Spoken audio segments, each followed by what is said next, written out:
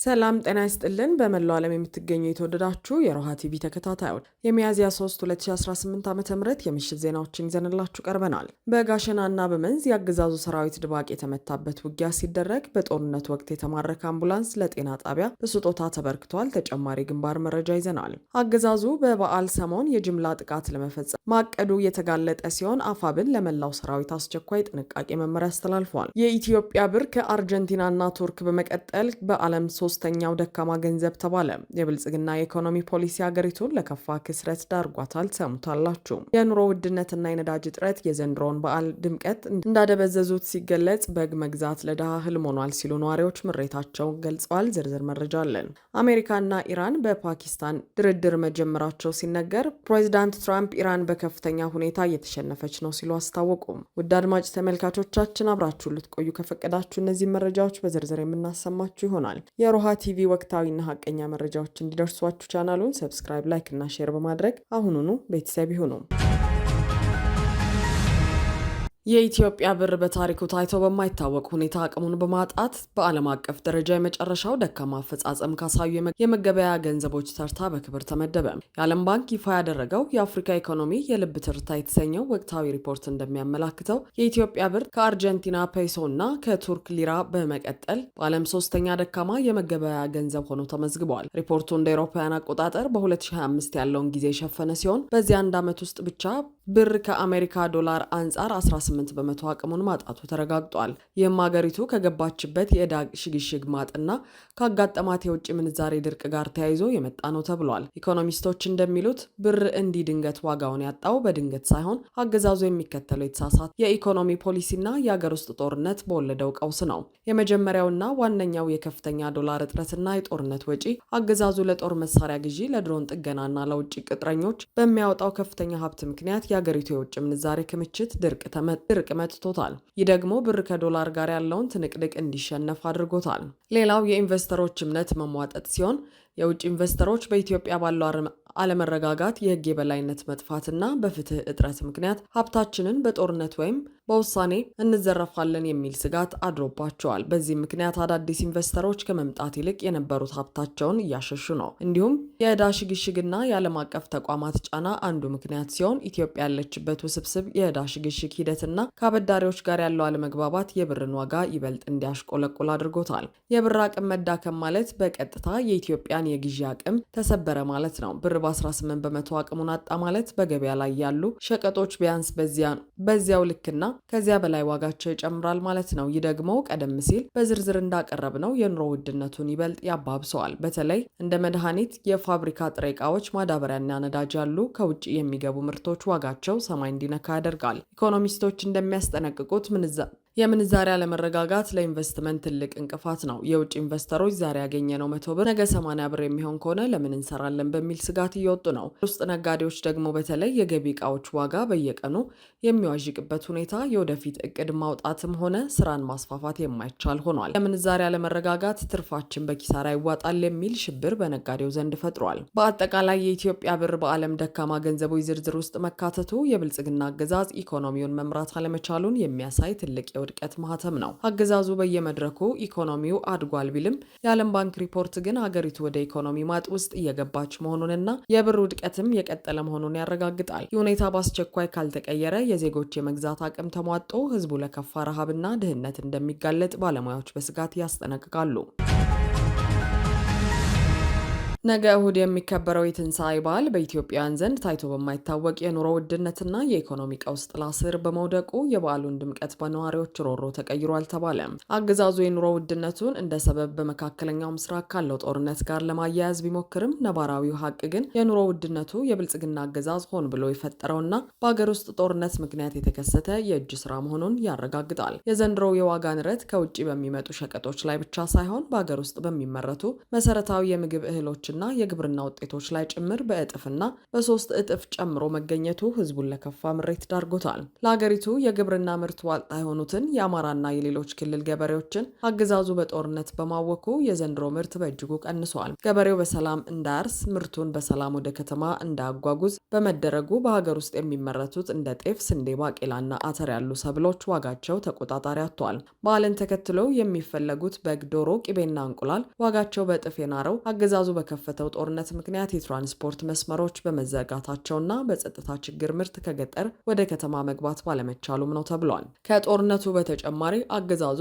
ለጦር መሳሪያ ግዢና ለውጭ ቅጥረኞች የሚከፍለው የውጭ ምንዛሬ አገሪቱ ለነዳጅ ግዢ የምታውለውን ገንዘብ አሟጦታል። ይህም በመላ አገሪቱ ታይቶ በማይታወቅ ሁኔታ የነዳጅ እጥረት እንዲከሰትና የትራንስፖርት ወጪ ሰማይ እንዲነካ አድርጓል። ነጋዴዎች አንድ በግ ወይም አንድ ኩንታል እህል ወደ አዲስ አበባ ለማስገባት የሚጠይቁት የትራንስፖርት ዋጋ ከምርቱ ዋጋ በላይ ሆኗል። የአዲስ አበባ ነዋሪዎች እንደሚገልጹት አንድ መካከለኛ በግ ካለፈው ዓመት በእጥፍ ጨምሮ እስከ 30 እና 40 ሺህ ብር እየተጠራ ሲሆን ዶሮ ደግሞ እስከ 4 ሺህ ብር እየተሸጠ ይገኛል። አስተያየታቸውን ለአዲስ ስታንዳርድ የሰጡ አቶ ሳሙኤል ተሾመ የተባሉ ነዋሪ የዘንድሮ በዓል የለቅሶ ዋዜማ ነው፣ በግ መግዛት ለድሃ ህልም ሆኗል ሲሉ ምሬታቸውን ገልጸዋል። የታክሲ አሽከርካሪው ተፈራ አራጋው በበኩሉ ለቀናት ማደያ ደጃፍ ቢጠብቅም ነዳጅ ማግኘት ባለመቻሉና ገቢው በመቋረጡ ቤተሰቡን ይዞ ፋሲካን በዝምታና በጾም ለማሳለፍ መገደዱን ተናግሯል። ይህ ሁሉ ግፍ አገዛዙ የህዝብን የህልውና ጥያቄ በጠመንጃ ለመመለስና ስልጣኑን ለማቆየት ከሚከፍለው ዋጋ የመጣ መሆኑን ተቺዎች ይናገራሉ። በአጠቃላይ የዘንድሮ ትንሣኤ ለብልጽግና መኳንንት የድግስ፣ ለኢትዮጵያ ህዝብ ግን የረሃብና የጭንቅ ወቅት ሆኖ አልፏል።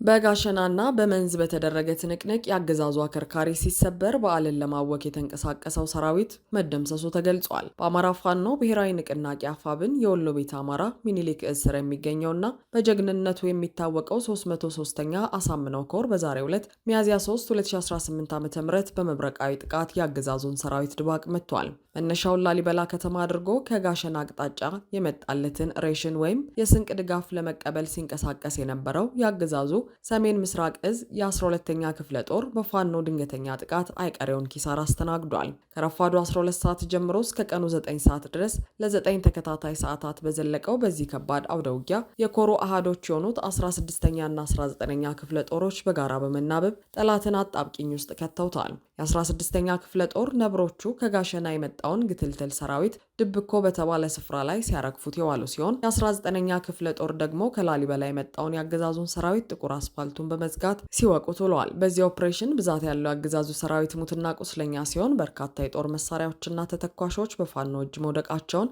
የሚኒሊክ እዝ ህዝብ ግንኙነት መምሪያ በጥልቀት ገልጿል። ተመሳሳይ ዜና በአፋብን ሸዋ ጠቅላይ ግዛት አሳምነው እዝ ስር የሚንቀሳቀሱ አርበኞች ነገ በህዝበ ክርስቲያኑ ዘንድ በድምቀት የሚከበረውን የትንሣኤ በዓል ምክንያት በማድረግ የህዝቡን የገበያና የሸመታ እንቅስቃሴ ለማስተጓጎል የመጣውን የአገዛዙን ሰራዊት ቀጥቅጠው መልሰዋል። የብልጽግናው አገዛዝ ዛሬ ቅዳሜ ሚያዝያ 3 2018 ዓ.ም የህዝቡን የዋዜማ የገበያ ውሎ ለማወክ መነሻቸውን ከመንዝ ማማ ወረዳ ሞላሌ ከተማ እንዲሁም ከመንዝ ላሎ ወረዳ ወገሬ ከተማ በማድረግ ወደ ሸሾ የገጠር ከተማ ያሰማራቸው 104ኛ ክፍለ ጦርና የጥምር ጦር ስብስቦች በአጼ ሚኒሊክ ክፍለ ጦርና በአርበኞች ጦር ሰራዊት የተቀናጀ ጥቃት ደርሶባቸዋል።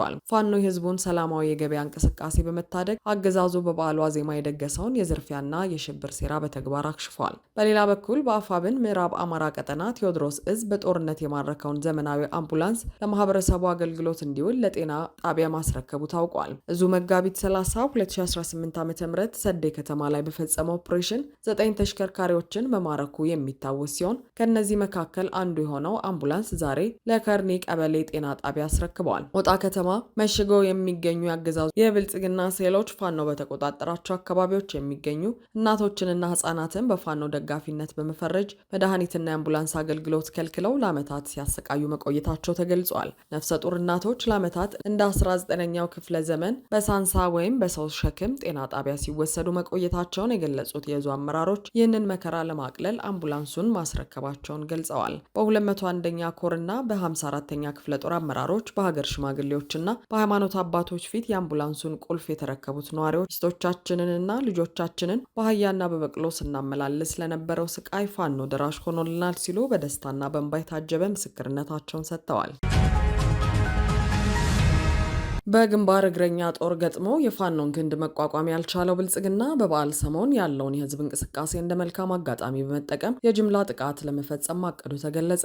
የአማራ ፋኖ ብሔራዊ ንቅናቄ አፋብን ባወጣው አስቸኳይ ማሳሰቢያ መሰረት የአገዛዙ እግረኛ ሰራዊት የሚደርስበትን ምት በመፍራትና የብልጽግና ጦርነት ዓላማ የሌለው መሆኑን በመረዳት የተሰጠውን የማጥቃት ስምሪት መፈጸም ባለመቻሉ አገዛዙ ወደ ድሮንና ጄት ጥቃት ፊቱን አዙሯል። በተለይም የዩናይትድ አረብ ኤምሬትስ አየር ኃይል አባላት የድሮንና የጄት ጥቃት ለመሰንዘር ከሌላው ጊዜ በተለየ ሁኔታ በከፍተኛ የወትሮ ዝግጁነት ላይ እንደሚገኙ መረጃዎች አመልክተዋል። በመሆኑም መላው የፋኖ ሰራዊትና አመራሩ ይህንን የአየር ጥቃት ስጋት ታሳቢ ያደረገ እንቅስቃሴ እንዲያደርጉና የትንሣኤ በዓል ክንውኖች እጅጉን ጥንቃቄ የተሞላባቸው እንዲሆኑ ንቅናቄው በጥብቅ አሳስበዋል። ይህንኑ የጠላት የክህደት ሴራ ቀድሞ ለማክሸፍ የአፋብን የሸዋ ጠቅላይ ግዛት አሳምነው እዝ ምክትል ወታደራዊ አዛዥ አርበኛ ኢሳያስ ደመቀ ለመላው የክርስትና እምነት ተከታዮችና ለፋኖ ሰራዊት የእንኳን አድርሳችሁ መልእክት ባስተላለፉበት ወቅት ዝርዝር የኦፕሬሽን መመሪያዎችን ሰጥተዋል። አዛዡ ባስተላለፉት መመሪያ መሰረት በበዓሉ ሰሞን በማንኛውም ደረጃ ላይ ለሚገኝ የሰራዊት አባልም ሆነ አመራር የሚሰጥ የፈቃድ እረፍት የማይኖር ሲሆን መላው ኃይል በያለበት ቀጠና በንቃትና በጥርነፋ እንዲቆይ ታዟል። ይህ ውሳኔ የተላለፈው ጠላት የሰራዊቱን መዘናጋት ጠብቆ ድንገተኛ ወረራ ለማድረግ ያቀደውን እቅድ ቀድሞ ለመመከት ነው። መመሪያው አክሎም ተስፋ የቆረጠው አገዛዝ የሰራዊቱን ስብስብ በመረጃ አረጋግጦ የድሮን ጥቃት ለመሰንዘር እያደባ ስለሆነ የፋኖ ሰራዊት ከሲቪሉ ማህበረሰብ ጋር በሰፊው መቀላቀልም ሆነ በግልጽ ስፍራዎች መሰባሰብ በጥብቅ መከልከሉን ያሳስባል። ከዚህም በተጨማሪ አገዛዙ የተለያዩ አማራጮችን በመጠቀም ሰርጎ ገቦችን በማስገባትና መረጃ በመሰብሰብ በህዝብና በሰራዊት ላይ ጥቃት ለማድረስ እየተንቀሳቀሰ መሆኑን የውስጥ መረጃዎች አመልክተዋል። በመሆኑም ህዝቡና ሰራዊቱ አጠራጣሪ ሁኔታዎች ሲያጋጥሙ በንቃት እንዲከታተሉና አስፈላጊ ሆኖ ሲገኝም ለሚመለከተው አካል በአፋጣኝ ጥቆማ እንዲያደርጉ ተጠይቋል። በሁሉም ቀጠናዎች የቀንና የሌሊት የደፈጣ ጥበቃ ተጠናክሮ እንዲቀጥልም የታዘዘ ሲሆን በተለይም በበዓል ስም የሚደረጉ እንቅስቃሴዎች ለአገዛዙ ጦር የደፈጣ ጥቃትና ለንብረት ዝርፊያ ምቹ እንዳይሆኑ ከፍተኛ ጥበቃ እንዲደረግ መመሪያ ተሰጥቷል። በአሜሪካና በኢራን መካከል የሚደረገው ድርድር በፓኪስታን በይፋ እየተካሄደ ባለበት በአሁኑ ወቅት እስራኤል በሊባኖስ በሚገኙ የሂዝቦላ ኢላማዎች ላይ ጥቃት ሰነዘረች። የእስራኤል መከላከያ ሰራዊት ዛሬ ባወጣው መግለጫ ባለፉት 24 ሰዓታት ውስጥ ብቻ በሊባኖስ ከ200 በላይ የሂዝቦላ የጦር ግንባሮችና ስትራቴጂካዊ ቦታዎች ላይ እርምጃ መውሰዱን ገልጿል። የእስራኤል አየር ኃይል በደቡብ ሊባኖስ ለሚንቀሳቀሰው የእግረኛ ጦር ሰፊ የተኩስ ድጋፍ እየሰጠ እንደሚገኝና በእስራኤል ላይ ሊሰነዘር የሚችለውን ጥቃት ለመከላከል የሮኬትና ሚሳይል ወንጨፊያዎችን ኢላማ እያደረገ መሆኑን አስታውቋል። ይህ በእንዲህ እንዳለ የሊባኖስ ጤና ጥበቃ ሚኒስቴር በእስራኤል የአየር ጥቃት በደቡብ ሊባኖስ የ6 ሰዎች ሕይወት ማለፉንና ሌሎች 5 ሰዎች መቁሰላቸውን አረጋግጧል። በተጨማሪም እስራኤል በሰሜናዊ የአገሪቱ ክፍል አፐር ገሊላ በተባለው አካባቢ የአየር ላይ ጥሰት መኖሩን ገልጻ የደህንነት ማስጠንቀቂያ ብትሰጥም ጥቃቱን የሰነዘረው አካል ማን እንደሆነ እስካሁን በግልጽ የታወቀ ነገር የለም። በፓኪስታን የሰላም ድርድሩ በይፋ በተጀመረበት በዚህ ወሳኝ ወቅት የአሜሪካው ፕሬዚዳንት ዶናልድ ትራምፕ ኢራን በጦርነቱ በከፍተኛ ሁኔታ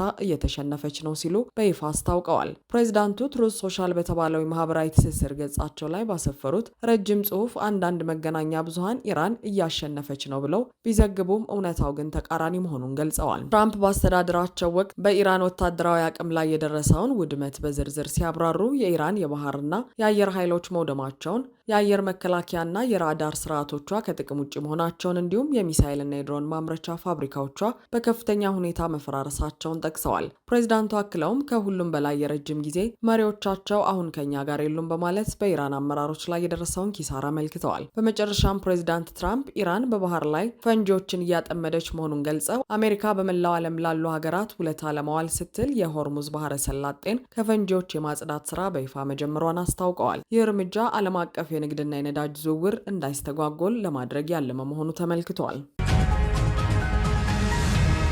አድማጭ ተመልካቾቻችን የሰዓቱ የሮሃ ቲቪ ዜናዎች የተከታተላችኋቸውን ይመስሉ ነበር። አብራችሁን ስለነበራችሁ ከልብ እናመሰግናለን። ሰላም።